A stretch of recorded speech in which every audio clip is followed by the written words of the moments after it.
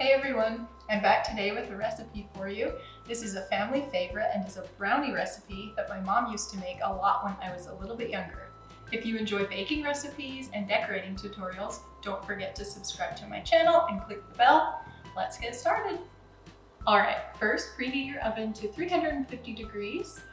I've already got my mise en place, which is French for gathering all your ingredients, measuring them out, and having them ready to go. You're going to want room temperature butter. If you don't have room temperature butter and you need to speed up the process, you can go ahead and put it in the microwave for about 31 seconds. Power level 2. I like odd numbers. I've already measured my sugar. I've got my eggs. I measured my vanilla. And I've measured my dry ingredients. Tip: I used to not be a believer in spooning the flour into the measuring cup and then leveling it. I used to think it didn't matter. I would just scoop the flour. It really does matter. Okay, I've decided. I'm a believer. I am a believer.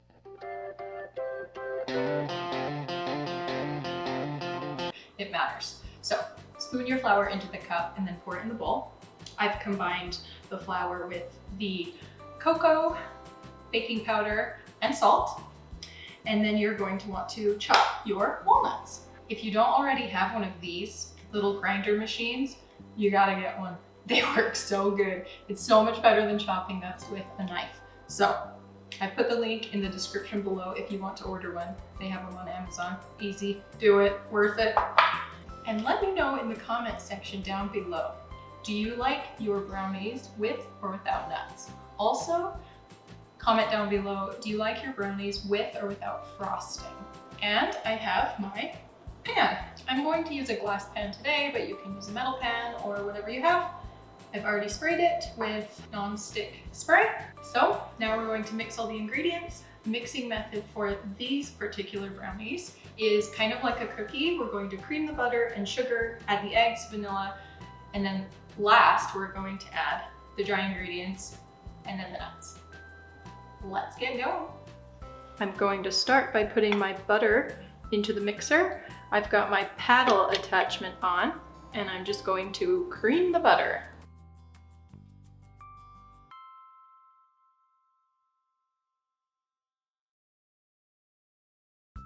Once you do that, you can add your sugar. Mix those together until it's fluffy. If you guys want a paper copy of the recipe, go ahead and look in the description and you can download a PDF. Once you've fluffed up your sugar and butter, go ahead and wipe down your bowl to make sure everything's mixing. Now add your eggs and your vanilla and continue mixing these. I'm mixing these on low to medium just until they're combined. Wipe down your bowl again. Now go ahead and add your dry ingredients. Start mixing on low or it will explode on you.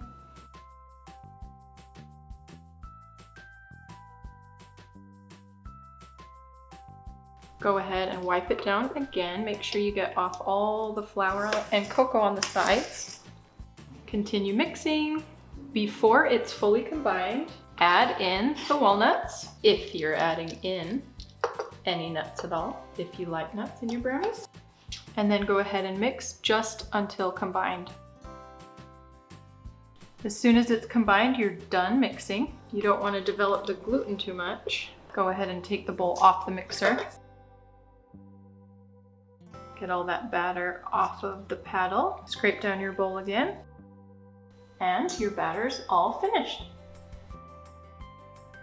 Now just scoop your batter into your pan and smooth it out.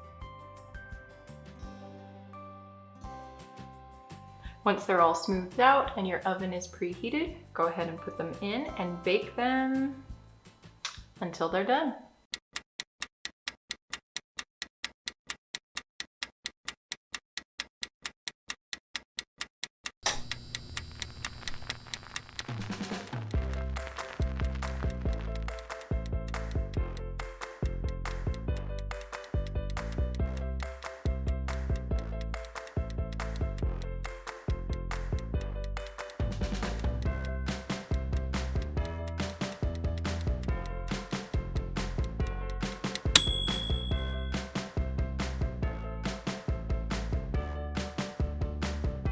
All right, so I've just pulled the brownies out of the oven. They were baking for about 29 minutes. No more, no less. Just kidding. It'll be different depending on your oven, what pan you use. So this is how you test them. Just keep an eye on them while they're in the oven. And then when you think they're looking, you know, a little bit baked around the edges, pull them out. They shouldn't wiggle in the middle. Take a knife, should come out clean. And it does, and they still feel soft. They look just about perfect.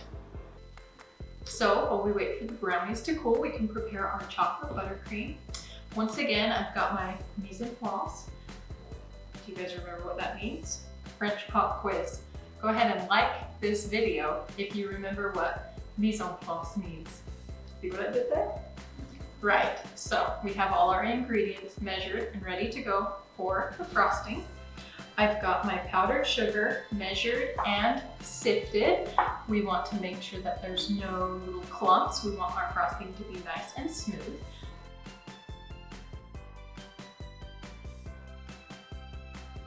I've measured out the cocoa powder. We have milk, vanilla, and some room temperature butter. Remember, if it's straight out of the fridge, go ahead and microwave it. 3, 1, power 2. You can do that a few times until it gets soft enough to mix. We've got our KitchenAid mixer with the paddle attachment, and we're ready to get going on the frosting. So go ahead and cream your butter. And I'm creaming the butter on medium to high speed because I really want it to be nice and soft and smooth.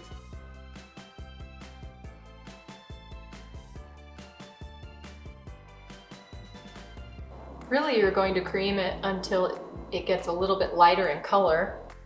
Wipe down your bowl.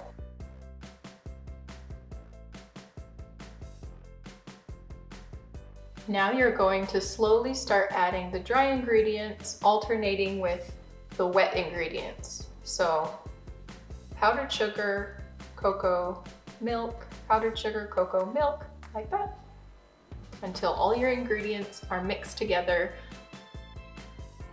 As you alternate the dry ingredients with the milk, you'll see it starting to come together nice and smooth like this. Just continue on.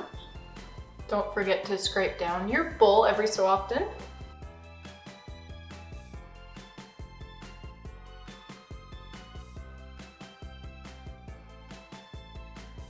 So once you've added all the ingredients and you've tasted it and you like it, just go ahead and beat it on high to fluff it up, make it nice and smooth.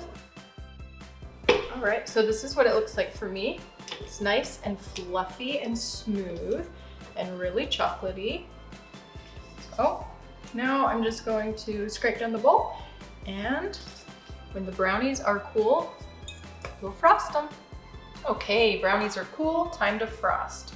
Before we get to frosting, we are just going to give the frosting a nice stir with a spoon to beat out some of the air bubbles and make it a little bit smoother.